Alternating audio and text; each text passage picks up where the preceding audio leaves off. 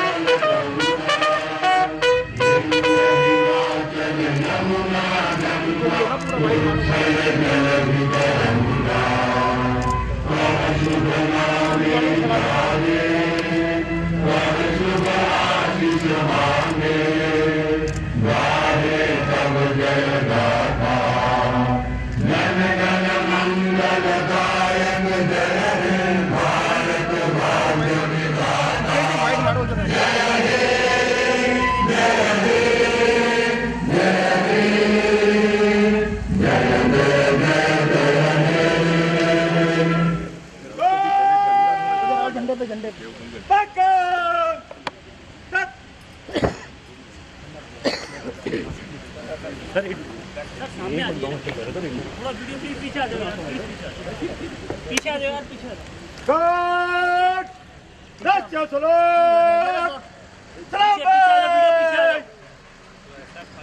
थोड़ा वीडियो पीछे आ जाओ यार।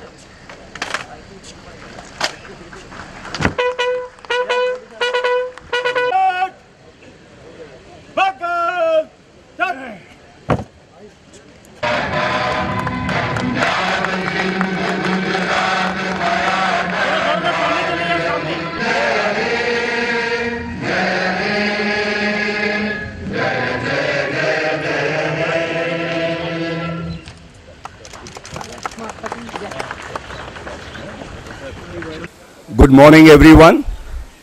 At the very outset, on behalf of the Supreme Court Bar Association and the Executive Committee of the Supreme Court Bar Association, I wish everyone a very happy Independence Day. Now, may I request Mr. Ajit Kumar Sinha, the Vice President of the Supreme Court Bar Association, to kindly escort Honorable Mr. Justice T.S. Thakur, the Chief Justice of India, to the dais, please. Can we have a huge round of applause for the Honorable Chief Justice of India? Thank you.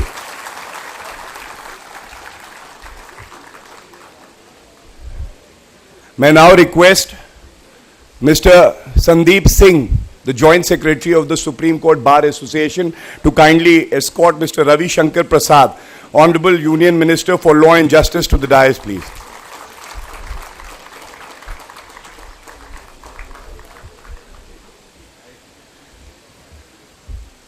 Mr. Ranjit Kumar, Solicitor General of India, was also expected to join us for this function, but due to some unavoidable circumstances, he's not been able to join us. May I request Mr. P.S. Narasimha, Additional Solicitor General of India, to kindly come to the dais, please.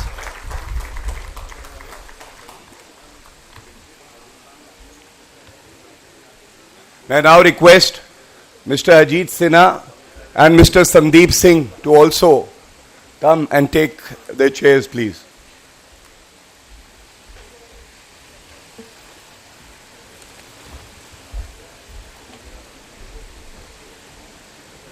May I now request Mr. Aftab Ali, Member Supreme Court Bar Association, to kindly come forward and present a bouquet of flowers to Honorable Mr. Justice T.S. Thakur, Chief Justice of India.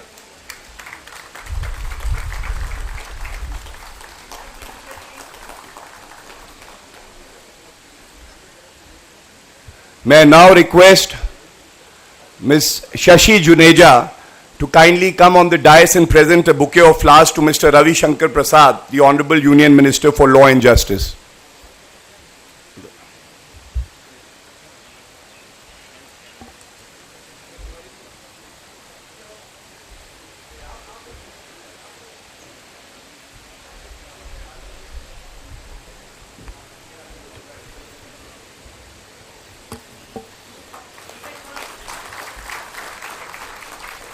Thank you so much, sir, for being part of this celebration. And we are indeed honored to have you here as our guest of honor. May I now request Mr. Amit Anand Tiwari to come and present a bouquet of flowers to Mr. P.S. Narasimha, Additional Solicitor General of India.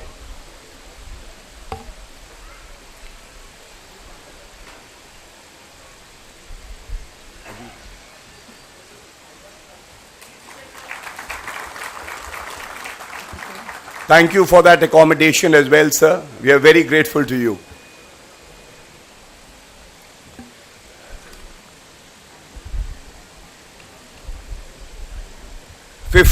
August 15th of every year is a golden day for our nation and for every citizen of this country.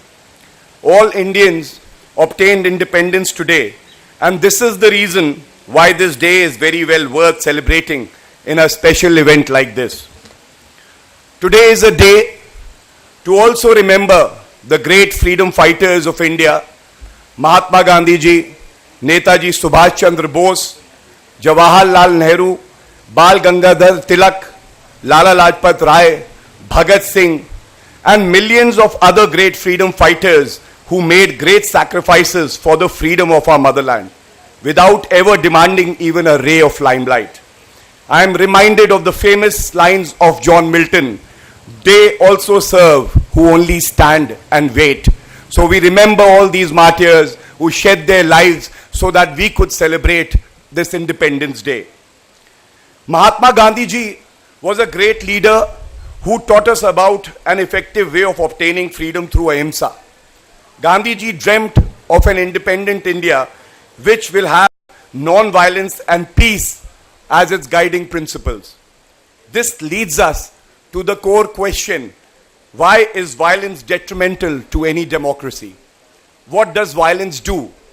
What is the effect of violence on the person who is subjected to it? Violence inflicts pain and lowers the self-esteem of an individual. Violence is not always active, but a more harmful form of violence. And a more harmful form of violence is passive violence. Passive violence is the conscious ignoring of physical, psychological, and emotional needs of a person. The conscious failure to ensure the safety of someone under one's care, or the failure to ensure the development of well-being of someone under one's care. This brings us to a very serious issue that grips the entire nation. And the issue pertains to the appointment of the High Court judges as well. Shouldn't we ask ourselves then that by not appointing judges to various high courts, are we not inflicting passive violence or the effects of passive violence unto the citizens of India?